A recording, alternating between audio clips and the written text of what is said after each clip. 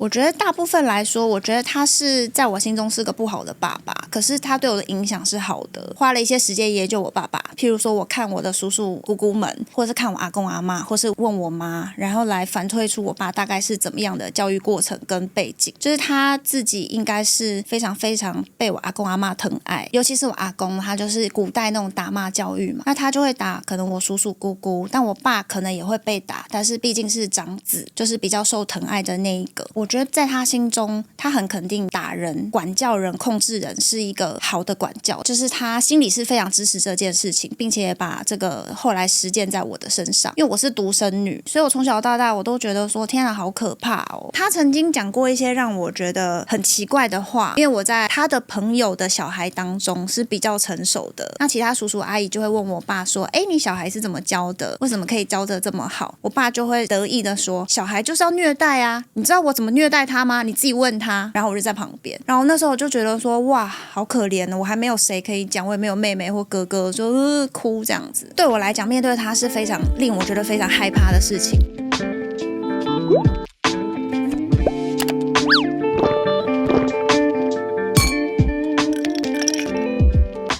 本节目由 ZOS 赞助播出 ，ZOS 软胖户不分长短1499。人生除了诉诉苦以外，我还可以带大家去吃喝玩乐哟，所以我就开了一个新的 IG 频道，还请大家多多支持，追踪起来，耶！只剩不如意，十之八九。如果有事来喝杯酒，今天喝什么？今天喝邦尼维尔推出的宫殿清酒，那我们就干杯 ，Cheers！ 人生啊！欢迎来到人生小酒馆，这个单元就是要分享一些有感触的人事物的故事。我是你的人生好伙伴，我是小欧。Hello， 大家好，我是 King。大家好，我是 Hiromi。King， 你有化妆过吗？当然没有啊，你知道我这辈子啊，我连洗脸都没有用过洗面乳。我操，好省！我没有抹过保养品的。那你跟我差不多，我有用洗面乳，但我其实不太洗脸。其实女生化妆最痛苦的就是卸妆。假设我们今天旅行，带一堆跟卸妆有关的，什么卸妆乳、卸妆油，然后这些东西很重所以你出国的时候都一大堆的，真的是麻烦的。我知道这我倒是真的有看过，所以我每次都百思不得其解，出个门为什么好像很喜欢用个黑色包包，然后里面就一堆液体放在里面这样。对啊，所以对女生来说，这种东西其实是蛮麻烦的一件事。就是我们今天来宾发明很炸的东西，它是一个很轻薄，就像我们的一般的海绵一样的东西，因为里面没有水分，但它只要加了水，它就会达到刚刚讲所有的功能，卸妆卸到你干净为止。这么厉害，我们就邀请他来跟我们观众来介绍一下他从创业这整段的故事在。以后你可以帮我们介绍一下，就是说你怎么会想到要去做这一种卸妆的这一种产品呢？我自己是女生嘛，所以我就是完全就是这个产品最适合的使用人，就是每天都要用它。那因为我之前就是在日商常常出国，然后我皮肤是超级荨麻疹过敏肌，然后我有时候一紧张的时候，我脸就会泛红，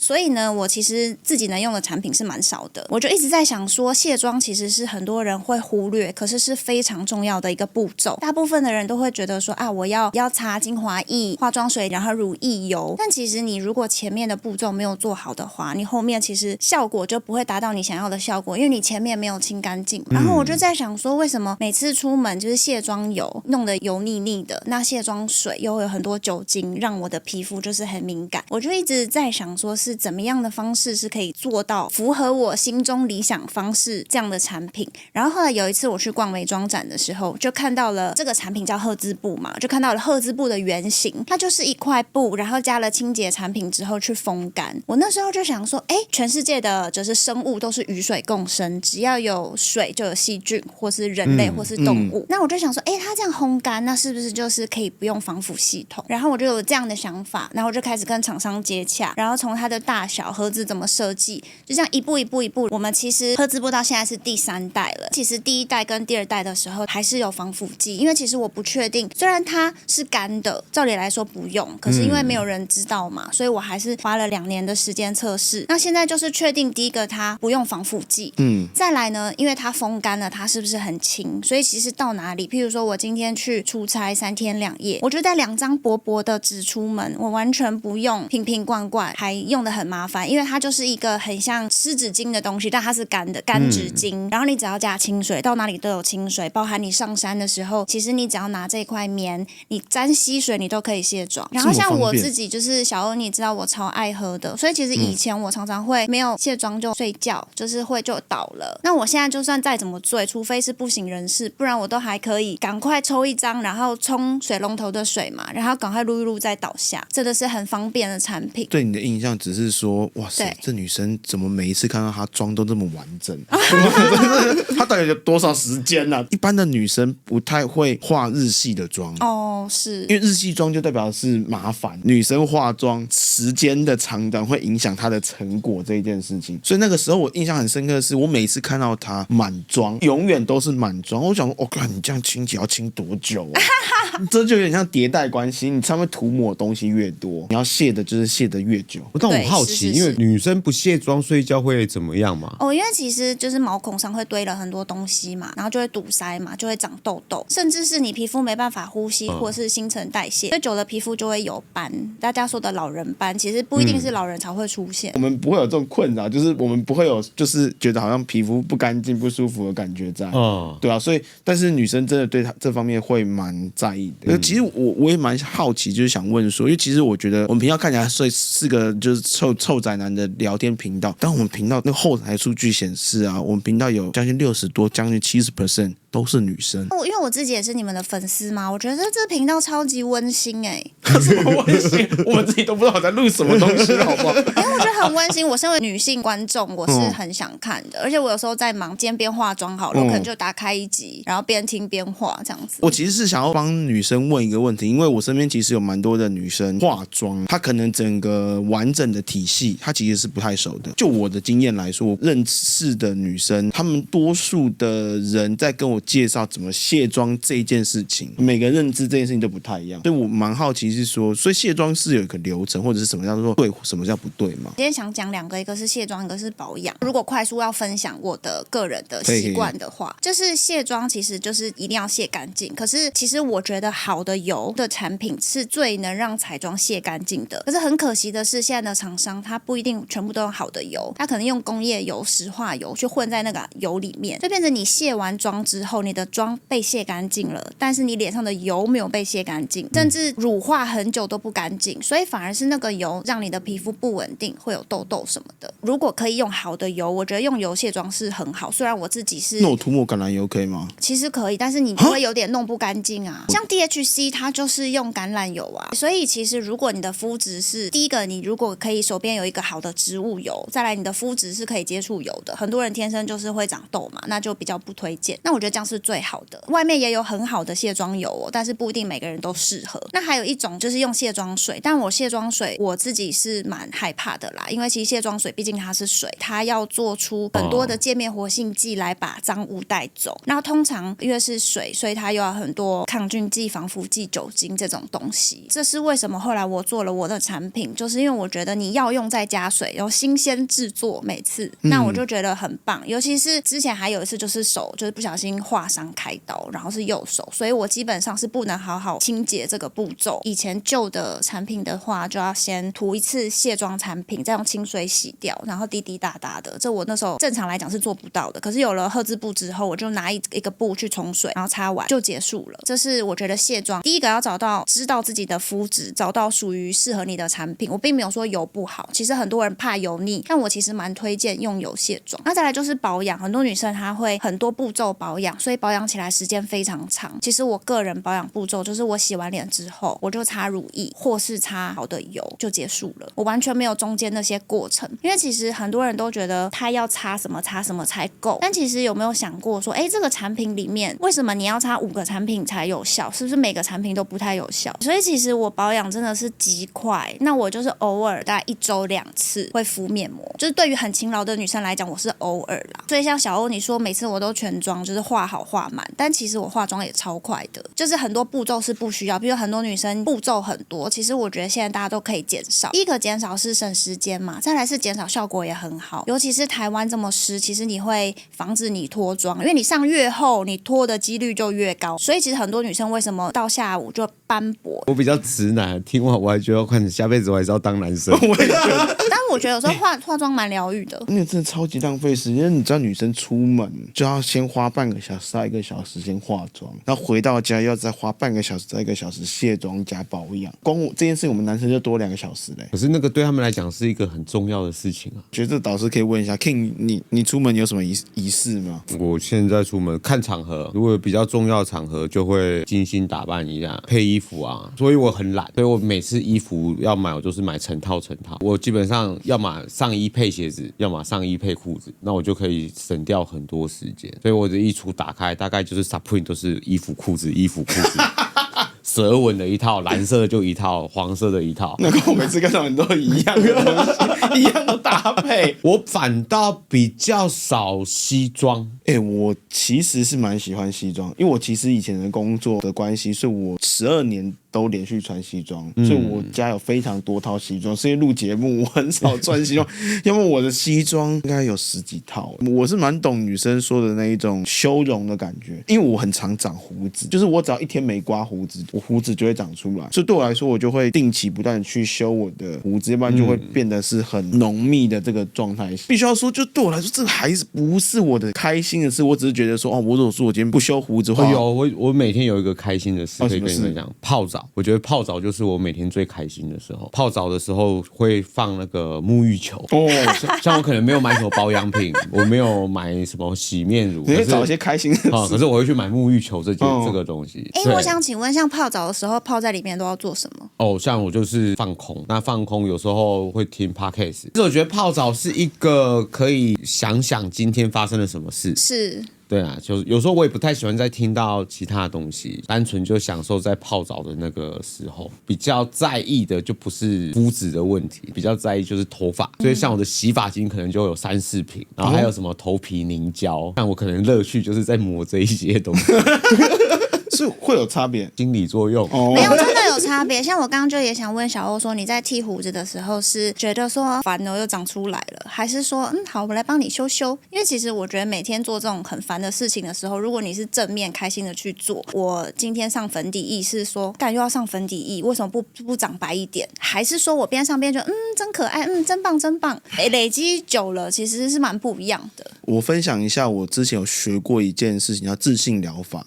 就是我每天在洗完脸的那一刻，看到镜子的时候，我要对着镜子说，我已经开始想笑，我很帅哦，你真的很帅，没问题，你今天很棒。对，但是修胡我只是觉得好烦哦，因为我是用那个电动刮胡刀，所以电动刮胡刀刮完其实通常是不干净的，你还要再用一般的那一种传统的刮胡刀用刮的，它才会刮根部。因为我的胡子非常的顽强，我不知道它到底是怎么样子，就是它就是你就算刮的再干净，出门没多久它就会长出来，我就真的是不懂。那你就干脆就蓄胡好啦。像我这辈子就是超羡慕像你们这种就是有胡子的人，像我就是那种鬓角也不长，胡子也不多，就那几根稀稀疏疏。虽然有人说，你这样子好像很好，可是就不知道，就以前就没有。我以前就很羡慕人家有胡子。你知道我曾经为了长胡子这件事情啊，抹姜吗？抹姜确实，什么新的姜啦、老姜全部抹过。我抹到脱皮耶，就整个红红，好辣。对啊，也是看那时候都第4台购物啊，就什么会长胡子，然后就抹，然后还要贴那个保鲜膜，然后赶快自然发，弄到自己发炎。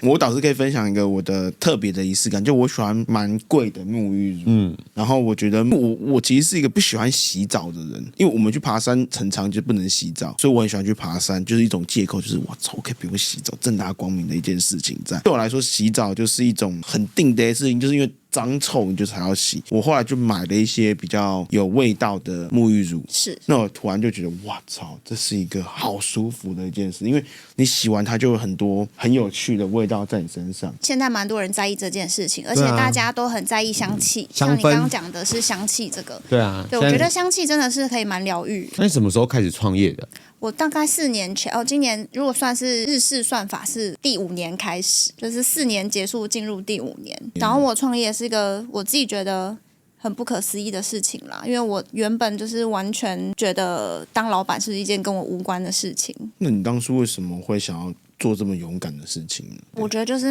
命运我是日文系毕业嘛，那我之前就是一直在比如说电子产业啊什么什么的。上一间公司是让我觉得非常开心很感谢的地方，它是一个日商，然后是代理化妆品的。代理化妆品同时也有帮助日本有一些新品牌想要进来台湾，但他不确定台湾的市场怎么样，所以他就会想说那我先来看看，委托你们公司收集一些数据，甚至是可能去店头摆看看效果怎么样，他们再决定要不要进来。所以等于说我那时候就是很幸运可以到前公司上班，然后我进去之后我也超努力的，就是虽然我不想当老板，但是我每一件事都把就是这件事当成是好像是我自己的公司来做，譬如说像可能去百货公司进柜，因为我那时候是化妆品部的经理，所以其实去陈列这件事可能跟我比较无关，可是我就觉得哇，半夜跟着大家一起去百货设柜好有趣哦，就是什么事我都觉得是很珍贵的一个经验。像我半夜因为我也可以采购一些日本的东西来台湾卖，我半夜都在看我要买什么，然后介绍给台湾人，就是日本好的东西。只是就是明明不是自己的公司，只是一个上班族，但我完全不是那个心态。可是后来我发现，就是我日本老板他蛮奇怪的，虽然有赚一点钱，可是好像也没有到四处开店这样的一个预算，他就会花掉。然后从我跟他的互动中，譬如说他会在我们跟日本原厂开会的时候，他会阴我就觉得天哪，就是其实不管是哪一个国家都有不好的人被阴是一个因素，但最大的因素还是我觉得他把钱投资在一些我看起来很奇怪的地方。非常幸运的是，我那时候8月底我就萌生了离职的念头，我就有先稍微跟他讲，然后9月初我们公司就发不出薪水。对，我就觉得天哪，我真的是好有这方面的直觉，因为我爸爸也是做生意的，所以可能我从小虽然自己不想当老板，觉得当老板真的太辛苦了，但是可能有耳濡目染吧，突然离职也不知道要干嘛，那不然自己来做好了。刚刚你提到爸爸嘛，所以爸爸从小跟你的关系是好吗？因为你说你有被他影响一些东西。我觉得大部分来说，我觉得他是在我心中是个不好的爸爸，可是他对我的影响是好的，就以现在40岁来看，我觉得是好的。我有因为我自己身上受到的一些自己觉得很受伤的事情，来花了一些时间研究我爸爸。譬如说我看我的叔叔姑姑们，或是看我阿公阿嬷，或是问我妈，然后来反推出我爸大概是怎么样的教育过程跟背景，就是他自己应该是非常非常被我阿公阿嬷疼爱，尤其是我阿公，他就是古代那种打骂教育嘛，那他就会打可能我叔叔姑姑，但我爸可能也会被打，但是毕竟是长子，就是比较受疼爱的那一个，所以我爸他一边被疼爱，一边看着弟弟妹妹就是被打。我觉得在他心中，他很肯定打人、管教人、控制人是一个好的管教，就是他心里是非常支持这件事情。就是我不晓得为什么他会觉得这样是很好，可能他被我阿公阿嬷称赞的同时，他看到他的弟弟妹妹被殴打，他自己不是被打的那个人，可是他觉得这件事是好的，所以他就把这件事实践在我身上。因为我是独生女，然后我没有兄弟姐妹，所以我从小到大我都觉得说天啊好可怕哦。虽然他大概到要进国中就没有再打我了，然后也跟大家比起来真的是完全不是家暴，就是一般的惩罚，但是我真的是每次我都觉得很害怕，而且是没有人可以商量。然后尤其是我觉得大部分我从小到大，比如说我也会跟老师或是跟朋友去说怎么会这样。我觉得大家对我的反应都是在小时候啦，可能国中以前，或是说你爸也没有不拿钱回家啊，或是他也没有怎么样，他没有一个很明显的什么事情，也没有真的家暴我，让我脸上有带着淤青去上学，就会觉得你是不是想太多了，或是你是不是自己个性比较叛逆。所以就是有蛮长的一阵子就是非常自我怀疑，就觉得说我没有其他兄弟姐妹，可是我爸爸我觉得他很不喜欢我再怎么自我要求，就是做了一些我觉得我很努力才做到的事情，可是他都不满意，而且他觉得你到底在说什么，你每天在混什么，混。我觉得这件事现在来看是好的影响啦，但是中间有一段非常非常痛苦的过程。那你爸爸不会对你夸赞吗？或者认同？完全不会，而且就是因为我刚刚有讲到一些他的背景嘛，就他的背景就是他自己是一直被称赞的那个，所以我觉得他长大之后有一点自恋型人格，因为他被称赞习惯了，所以包含在我的面前他都是要称赞他自己。譬如你真的过得很爽要是我爸有跟你爸一样有钱就好了，对，然后我都觉得哇好难接，要接什么，但是可能我很认真啦，因为我没有兄弟姐妹，或许我可以更幽默看待这些事情。那小欧会回什么？棒棒对付这种人我就说你长得就很丑啊，他就会说你在攻杀小这样子，那这个话题就结束吗？差不多，因为我们家的沟通其实有点奇怪，我跟我爸妈好像没有什么，就有点没大没小。小时候我爸会打我，当然我小时候也很叛逆嘛。我知道有一件事情是改变我跟我爸的关系，就是小时候还是我爸会比较凶，对我比较多一些管教在。就是你知道早期的爸妈都会有一些纷争，不能说拳打脚踢啊，就是有一点动手动脚的那种状况。有一次我他妈看不爽就揍我爸，从那一次之后我爸就对我的管教完全不一样。他可能也觉得小朋友变大了，应该要用另外一种的方式来陪伴着他。但我爸的方式就是很极端，他就会完全的害怕去面对我，所以他就会变成宠爱。我比较跟他爸有点相似的是，因为我是家里的长孙，所以我爷爷就很疼我，所以我从小其实也就是在家里横着走的那一个。我一直到国小被我爸带回来，因为我爸以前是把我放在宜兰，带回来的时候，我那时候超不习惯的，只要打了我爷爷住宜兰，可是我在桃园被打回叫阿公了。你再打我就叫阿公来然后我会趁我爸妈不在，就是打电话回罗东家，然后跟我阿公说我被打。那他会怎么做？我阿公打电话来骂我爸。你是觉得这样就很爽？对啊，可是你也慢慢发现靠无解，阿公不会来把你带回罗东了。你已经慢慢理解到这个想象中的画面已经不可能存在了，最后就是接受现实。从那时候就开始在研究我爸为什么会打我，那我怎么做可以不被打？他可能就是希望我乖乖的，那我就会演乖乖的给他看。我有这样的过程哦，所以 Hiromi 你有做过什么努力呢？就是演的这块我做了很多的努力，譬如说可能会假装在房间看书，然后我的书就夹了一个我真正想看的东西。然后呢，我爸有，是不对？然后我爸一进来我就很优雅，还要很优雅，不可以慌慌张张会被发现，要很优雅的翻页，把那个偷偷想看的那个翻掉，翻到正常的那个教科书这样子。然后我爸就觉得好，你有在看书，他就会离开。所以他会敲门吗？还是不会？我其实觉得他对我来讲，当然因为我就是被打到国小嘛，所以我也不是一直被打到大的，我也不能以偏概全这样说。但我觉得比起来，我觉得精神上他对我来的那种才是更有压力的。譬如他会突然开门，然后会就是讲一些有的没的，然后我都觉得就是在研究一些方法，就是怎么样可以逃避这些东西。思来想去，我都不知道要怎么对他，我才不会受到这一些我觉得很威胁的东西。虽然我不认识爸爸，可是我可能可以比较能够理解，是因为他以前是那种天生骄子，对，所以他其实他也不懂得怎么表达的，他就是被捧在手掌心上。有时候我会觉得像这样子的人，我们常讲嘛，一开始也不会表达的时候，真的喜欢女生，其实有时候也是贬低她，这么胖，其实那你明明就爱她爱得要死，可是你不知道怎么接近她。我后来观察到，像他这样习惯的人，他其实并不是知道怎么去跟人家表达是他感受性的问题，是因为他从以前就是他不需要在意这些事情。我后来都能慢慢去理解，就是其实有时候这些贬义的东西，其实那不是他的本意，他只是不知道要跟你讲什么，所以他只能用这样子他习惯的方式，用这样的方式去接近你。我真的是到了很大的时候才知道这些事情的。那现在你跟你爸的关系嘞？我们现在其实好很多了，因为就像刚刚说的，小时候不懂嘛，那长大了，我觉得我们这个年代毕竟是好像稍微比较有时间跟金钱来看内心的这个年代，去追求说心里真的想要的是什么，那之前受过的伤要怎么解决？尤其是疫情，因为我创业4年，3年都在 COVID-19 然后因为一开始创业，我的产品是卸妆嘛，大家根本不化妆，也不出门，戴口罩。对啊，所以我真的超惨的。当然后来是很幸运的，就是因为大家开始去户外了。那去户外的时候，其实大家会说，上山干嘛要化妆？其实不是，上山要擦防晒油，因为他们离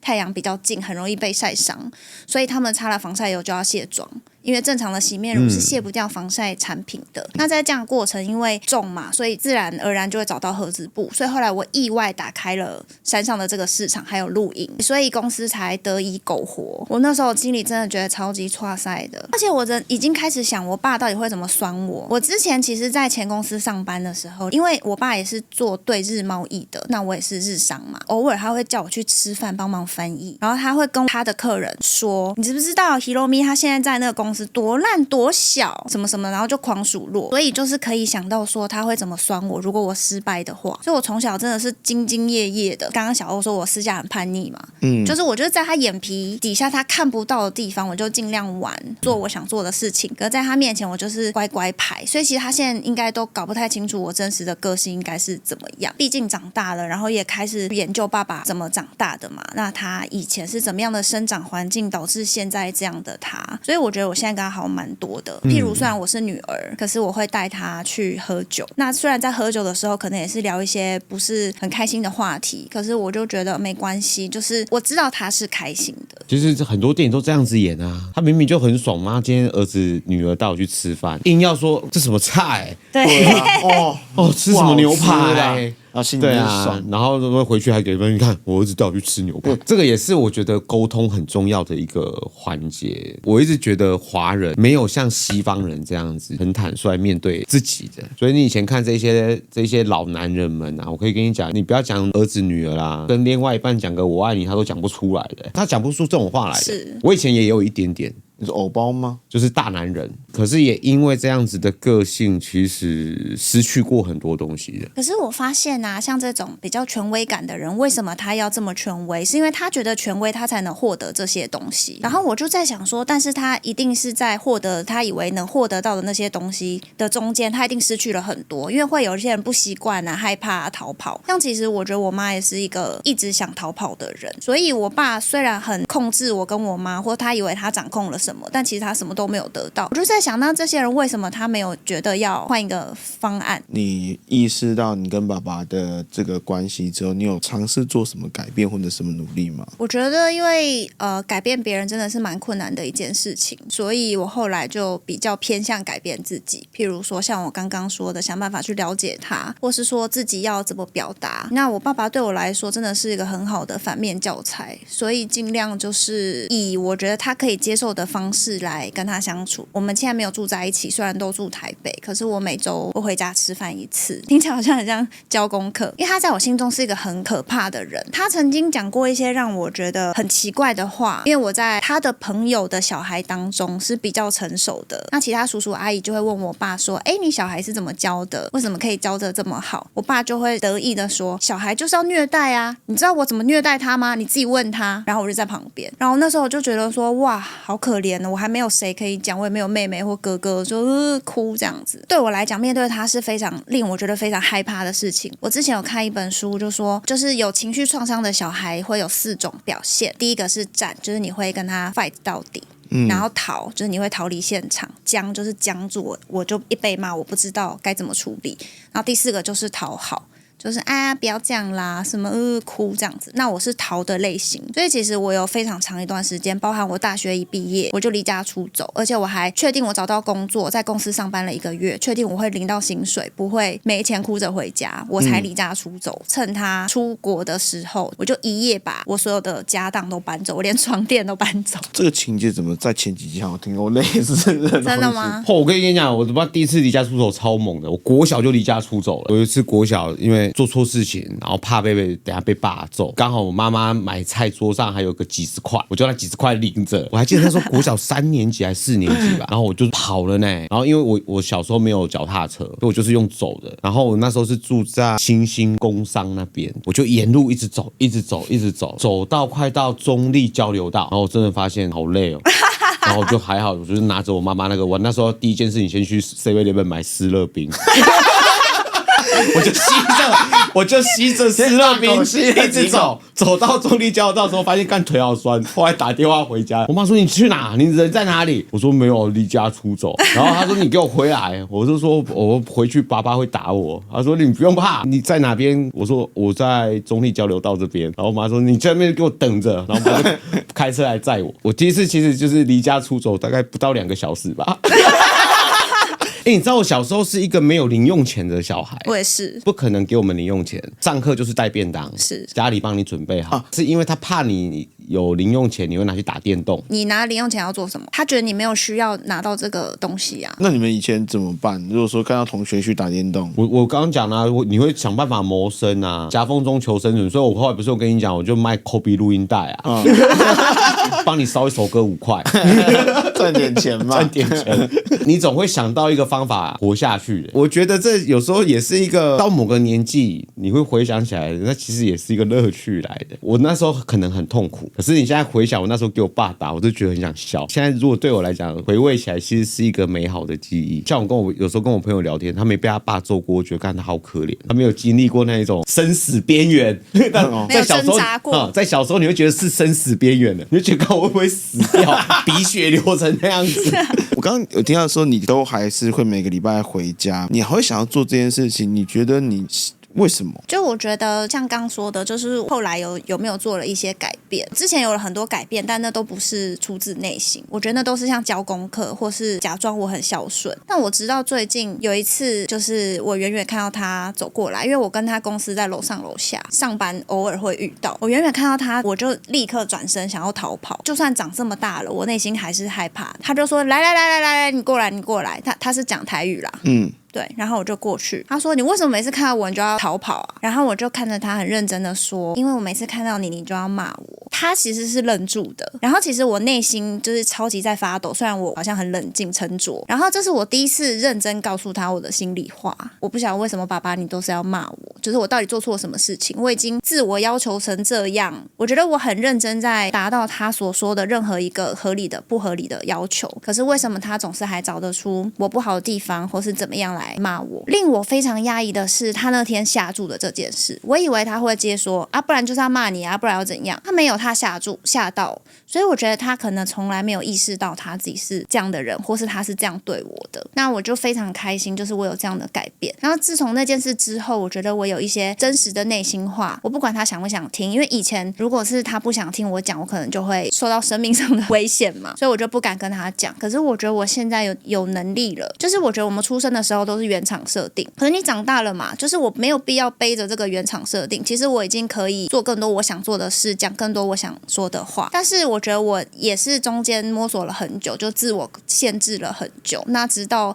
大概这3年吧，所以就是开始想一些人生的事情。在这个过程中，原来爸爸他不是真心这样对我，他一直没有意识到他现在我真的就是在骂我。譬如说像过年包红包，以前我在可能外面上班包给他，他就会说你知不知道从小到大我养你花了多少钱，就是我真的不知道怎么讨好他跟面对他。直到最近我开始跟他讲真话，我觉得他虽然表面上也是哼哼哈哈，或是说你在说什么，你再说一次试看看，但是我觉得前阵子收到他一个讯息，他就是传讯息抱怨我，就说他这么烦恼我都不帮他。我不知道为什么我收到蛮开心的，我觉得这是他一个温暖的示好。如果是他以前，他一定就暴骂我，然后会讲一些543什么祖母那一种，就是我听不懂他到底在讲什么。可是他现在是很有逻辑的说他的困扰，以及他觉得我都不帮他，虽然以结论来看还是在抱怨，但我就觉得说他是不是也是尝试在表达。那关于这个我是觉得还蛮开心的，就是开心说自己有这个能力，虽然内心非常害怕，可是我有做到就是可以跟他讲我内心话的这件事情。我觉得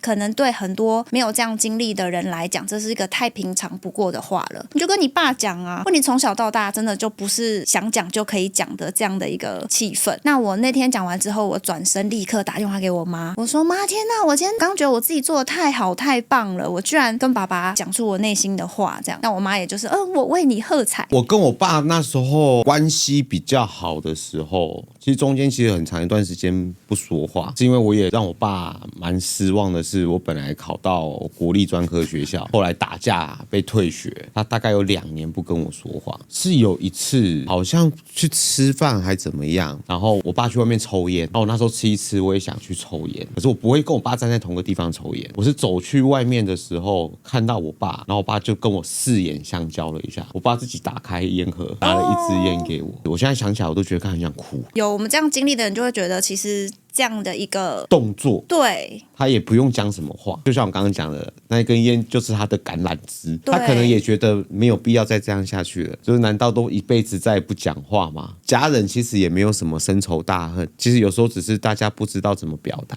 Hiromi你呢？那你觉得也跟爸爸关系有改变吗？现在比较勇敢一点点跟爸爸相处，那有什么话想要跟爸爸说？想跟他说，就是他是一个蛮好的爸爸，然后至少他没有让我跟我妈妈为了钱烦恼。虽然有很多事我们也不能做，譬如没有零用钱。但我觉得其实这样就是还蛮厉害的一件事情，他有为他的家庭负责。或许在我们上一代来说是没有这么好的环境来了解自己，那我觉得现在我们走到了这个比较开始可以自我觉醒的这个年代，我希望我自己可以跳脱出我的原厂设定了，我希望我能更勇敢面对我跟他的关系，然后我也希望我自己可以好好告诉他我的感受之外，甚至未来可能如果还有时间5年10年，希望我可以碰触到他内心里面的那个内在小孩。我觉得今天他变成这样的他，一定其实经历了很多我不知道的事情，我希望可以好好跟我爸喝一杯，然后聊聊，也是像兄弟这样。我可以分享我的一个小 paper， 就是拥抱。老一辈人很害怕这件事情，但我觉得没有比拥抱更有温度的一件事情。所以你会跟你爸拥抱吗？还没有。在那边分享小撇步嘞。没有，我还在努力啦。对，不要这样。好啦，我来做个简单的收尾。今天我们其实是聊 Hiromi 他从发想赫兹部的这个过程，然后其实我们今天最主要聊的还是原生家庭的一些故事在。那如果说你现在也历经的是像相同的经历，或者是你有类似的故事，欢迎留言让我知道。那如果说还是这样不好意思，你就 IG 私讯我，我都会亲自回你。那希望可以帮助到你。好了 ，Fuck Life， 看有面对人生抉择的勇气，我们就下集见，拜拜。